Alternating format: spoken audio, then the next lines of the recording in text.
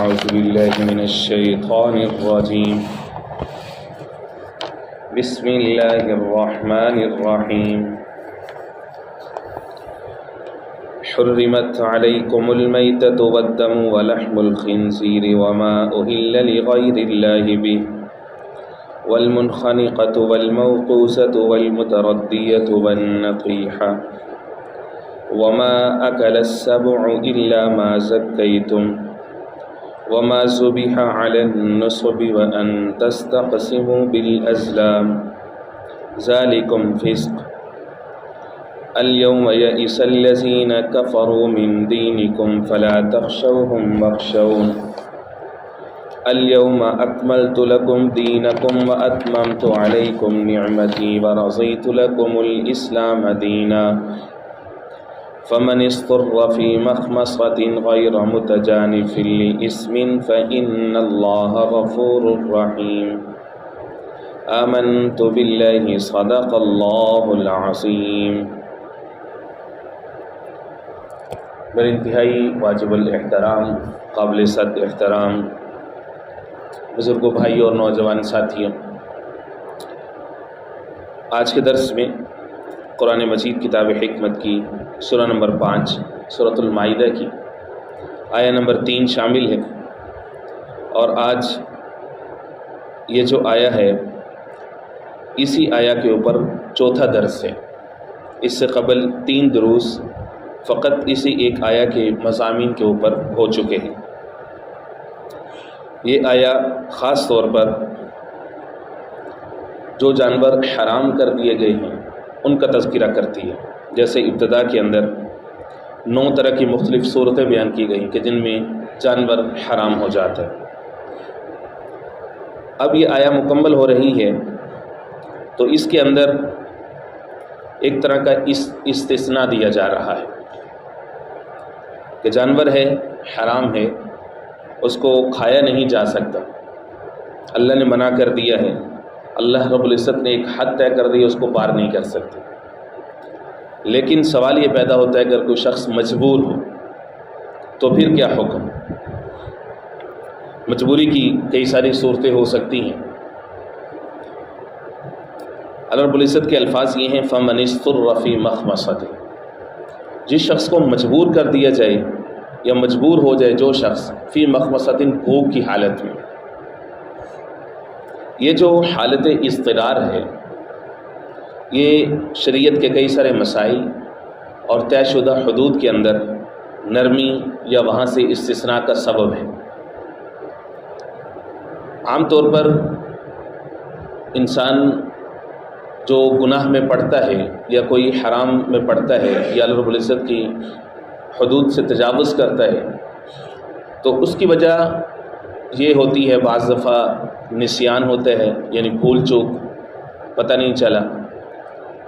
خطا، جیسا کہ حدیث پاک کے اندر آتا ہے رفع عن امت الخطا والنسیان، میری امت کو خطا اور نسیان اس سے اٹھا لیا گیا ہے، یعنی اس کا گناہ ان کو نہیں ہوگا۔ جیسا کہ ایک اور حدیث پاک میں روزے کے بارے میں ایک شخص نے بھول کے کچھ کھا پی لیا تو حضور پاک علیہ السلام نے فرمایا کوئی بات نہیں، تجھے اللہ نے کھلا دیا، اللہ نے تجھے پلا دیا۔ ایک صورت ہوتی ہے حالت اضطرار، جو اضطرار کا جو لفظ ہے یہ قرآن مجید میں اور بھی کچھ مقامات پر موجود ہے۔ اضطرار کا لفظ ہو یا اکراہ کا لفظ ہو، اکراہ کا مطلب ہے کہ طبیعت پسند نہیں کرتی لیکن انسان کو مجبور کیا جا رہا ہے، اور اسی طرح سے حالت اضطرار ہوتی ہے مجبوری کی یا سخت پریشانی کی، بے بسی کی جو حالت ہوتی ہے، جیسا کہ سورہ عنکبوت میں اللہ رب العزت نے فرمایا امن یجیب المضطر اذا دعاہ، جو شخص اس حالت میں ہو کہ اس کا بس نہ چلتا ہو، اسباب کے درجے میں اس کو کچھ وہ کوئی ہاتھ پاؤں نہ مار سکتا ہو، اس کو کہتے ہیں مضطر۔ فرمایا امن یجیب المضطر، کیا کوئی ہے مضطر، کیا کوئی ہے مجبور شخص،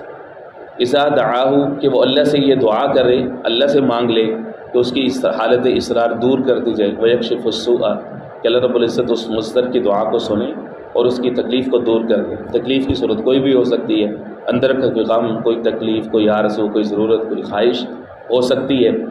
اسی طرح سے کوئی ظاہری تکلیف کا سبب بھی ہو سکتا ہے۔ تو جو حالت اضطرار ہے وہ عجیب حالت ہوتی ہے. فرمایا فمن اضطر، جو شخص مجبور ہو جائے، فی مخمصۃ، بھوک کی وجہ سے، غیر متجانف لاسم، وہ شخص میلان نہ رکھتا ہو لاسم، گناہ کی طرف، یعنی اس کا دل نہیں کرتا لیکن وہ مجبور ہے. قرآن مجید نے جس جس جگہ پر بھی ان حرام جانوروں کا تذکرہ کیا ہے، ان سب جگہوں پر اللہ رب العزت نے حالت اضطرار کو وہاں سے استثناء دیا ہے.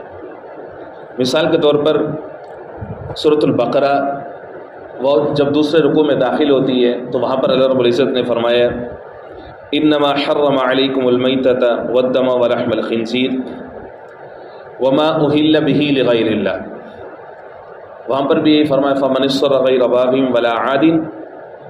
فلا اثم علیہ ان اللہ غفور الرحیم، کہ بھئی یہ والے جانور تم پر حرام کر دیے گئے. میتہ ہے، انما حرم علیکم المیتہ والدم، دم مسفوح، اور خنزیر، اور وہ جانور جس کو غیر اللہ کے نام پر ذبح کیا گیا ہو یا نذر کیا گیا. یہ چار بیان کرنے کے بعد وہاں پر بھی یہی فرمایا فمن اضطر غیر باغ ولا عاد. لیکن جو شخص مجبور ہو غیر باغ ولا عاد، وہاں پر دو الفاظ اور ہیں. یہاں پر غیر متجانف لاسم ہے کہ گناہ کی طرف میلان نہ ہو، وہاں پر ہے کہ وہ شخص باغی نہ ہو، یعنی اندر سے وہ چیز کھانے پر مطمئن نہ ہو، سرکش نہ ہو، اور اسی طرح سے بھوک سے زیادہ جو ہے وہ پیٹ بھر کر کے شوق کے ساتھ نہ کھائے اس کو، کہ اس میں تو لذت بہت زیادہ ہے حرام جانور میں، لہٰذا یہ کھا رہا ہوں میں، دل کے اندر سے برائی ہی ختم ہو جائے. باغی اور سرکش نہ ہو، ولا عاد، حد سے بڑھنے والا نہ ہو. فلا اسم علیہ ان اللہ غفور الرحیم. اب فرمایا کہ بے شک اللہ بخشنے والا، رحم کرنے والا. سورہ نحل ہے، وہاں پر بھی ان چاروں حرام جانوروں کا تذکرہ کرنے کے بعد وہاں پر بھی یہی الفاظ ہیں. سورہ نحل کی آیت نمبر 115 اور 116 کے اندر انما حرم علیکم المیتۃ والدم ولحم الخنزیر وما اہل لغیر اللہ بہ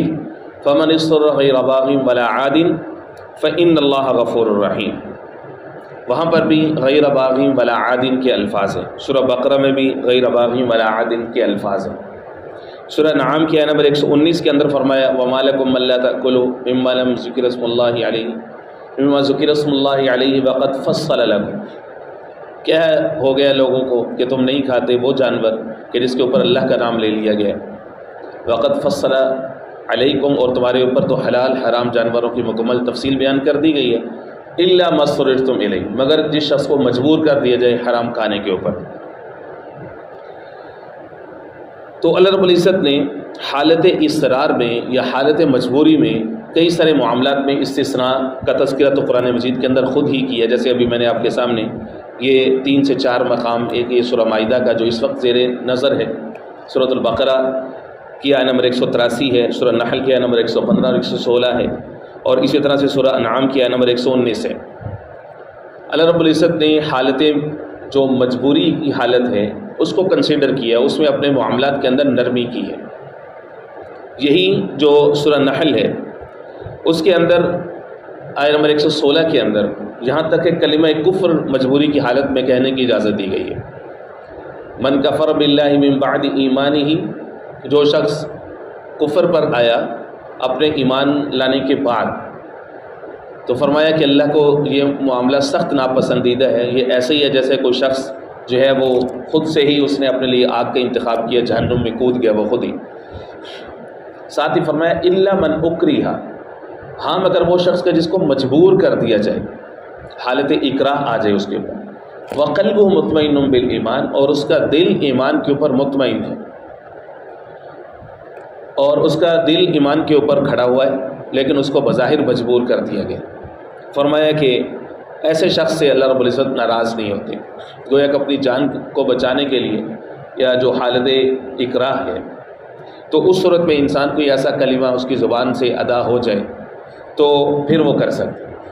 یہاں پہ فقہاء اکرام نے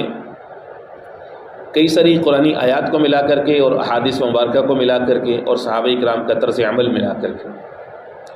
2 اصطلاحات متعارف کروائیں. ایک ہے رخصت کی، ایک ہے عزیمت کی. رخصت یہ ہے کہ اگر کوئی شخص ان تمام حالتیں جو ابھی میں نے تذکرہ کی ہیں، مجبوری کی حالت میں انسان جو ہے وہ یہ والے اعمال کر لیتا ہے، یہ والی چیزیں کر لیتا ہے، تو اس کو رخصت مل گئی۔ لیکن دوسری حالت ہے حالت عزیمت، کہ انسان اپنی جان دے دے لیکن کلمہ کفر ادا نہ کرے، اپنی جان دے دے لیکن حرام کاری میں نہ پڑے، جان جاتی ہے تو چلی جائے لیکن ایمان کے اوپر زد نہ پڑے، کیونکہ ایمان پہلے ہے جان بعد میں۔ اور صحابہ کرام رضوان اللہ تعالیٰ اجمعین کی زندگیوں سے ایسے ہمیں کئی ساری مثالیں ملتی ہیں۔ ایک صحابی ہیں خباب رضی اللہ تعالیٰ عنہ، وہ کفار کے نرغے میں تھے، دشمنوں نے ان کو پکڑا ہوا ہے، ان کے ہاتھ بندھے ہوئے اور وہ ان کو نیزوں کے کچوکے مار رہے ہیں، کبھی ان کے پیٹ میں، کبھی سینے میں، کبھی پسلیوں میں، اور ان کو پتہ ہے کہ اب میرا انجام قریب ہے، یعنی مجھے شہید کر دیا جائے۔ کفار ہنس کر کے ان سے کہتے ہیں کہ اب تو تمہیں پتہ چل رہا ہوگا کہ تم تو ادھر ہو، بیڑیوں میں جکڑے ہوئے ہو، ہتھ کڑیوں میں بند ہو،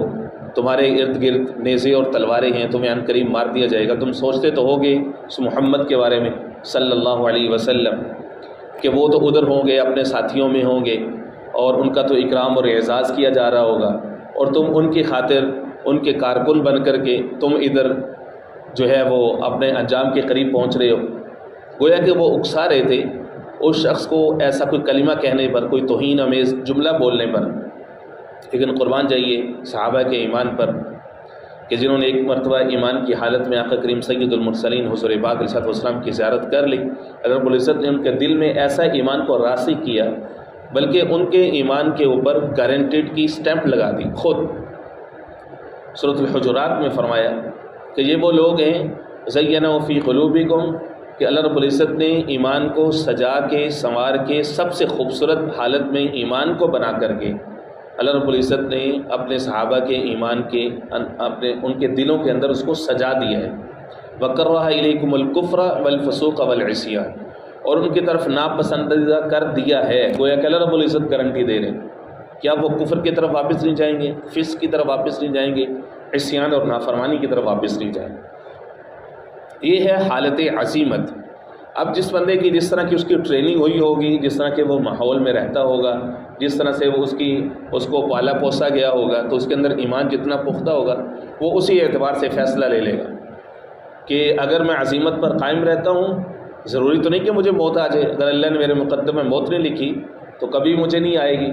بھوک کی وجہ سے ہو، کسی اور وجہ سے ہو، اللہ رب العزت یقیناً میرے لیے اسباب کو پیدا فرما دیں گے، تو میں اللہ کی طرف متوجہ ہو کر کے اللہ سے کیوں نہ مانگوں۔ تو یہ حالت عزیمت، یہ دونوں چوائسیز ہیں بندے کی، رخصت پہ آ جائے یا عزیمت پہ آ جائے، کس پر عمل کرنا چاہتا ہے کر لے۔ تو حالت اصراری کے اندر یہ جو استثناء دیا گیا ہے، یہ جو اس کو ایکسیمپٹ کیا گیا ہے کہ وہ حرام کو کنزیوم کر سکتا ہے۔ مثال کے طور پر آج کل کے زمانے کے اندر جو USA ہے، مغرب کے اکثر و بیشتر ممالک کے اندر جو لوگ رہتے ہیں معاش کے کاروبار کے سلسلے میں یا سیٹلڈ ہیں، تو حلال خوراک، حلال جانور تک ان کی رسائی بہت زیادہ مشکل ہے ان کے لیے،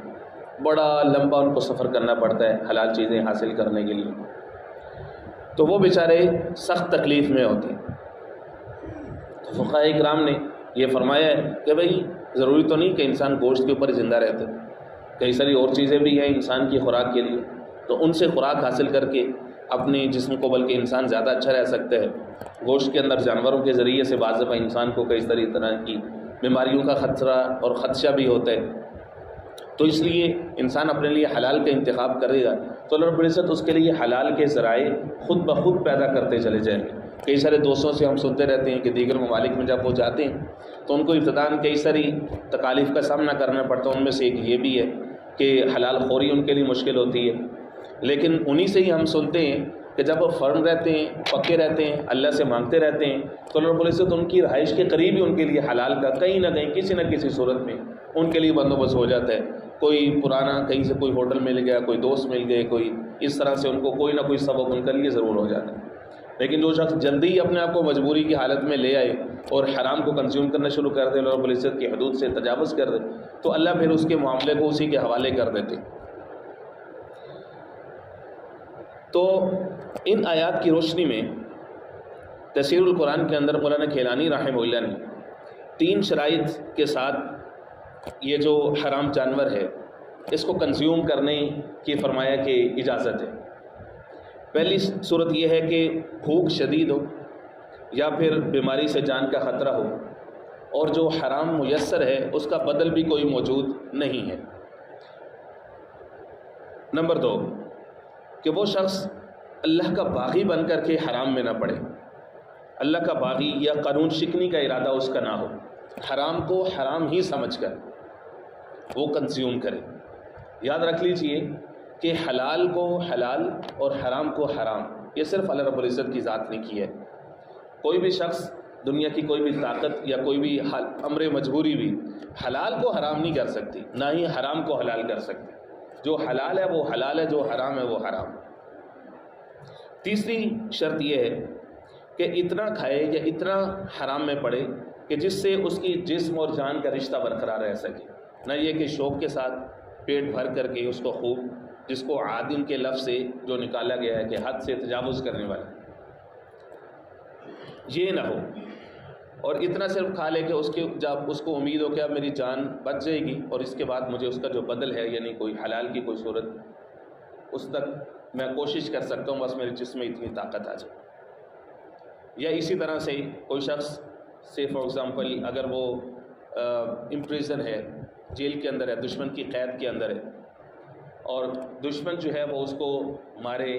یا جو ہے وہ اس کو مجبور کرے حرام کنزیوم کرنے کے اوپر یا اللہ کی حدود کو متجاوز کرنے کے اوپر بھی، تب بھی اس کا دل مطمئن نہ ہو، اندر سے وہ اللہ کے قانون کی مخالفت کرنے پر آمادہ نہ ہو، تو ظاہر ہے کہ ان معاملات میں رخصت ہے۔ فرمایا غیر متجانف للاسم، کہ گناہ کی طرف اس کا میلان نہ ہو، فإن اللہ غفور الرحیم۔ اب فرمایا ہے کہ اگر وہ شخص اندر سے مطمئن ہے تو فرمایا گناہ کے اوپر وہ اندر سے مطمئن ہے تو پھر تو ظاہر ہے کہ اس کی پکڑ ہوگی، لیکن اگر وہ اندر سے مطمئن نہیں ہے فإن اللہ غفور الرحیم، بس بے شک اللہ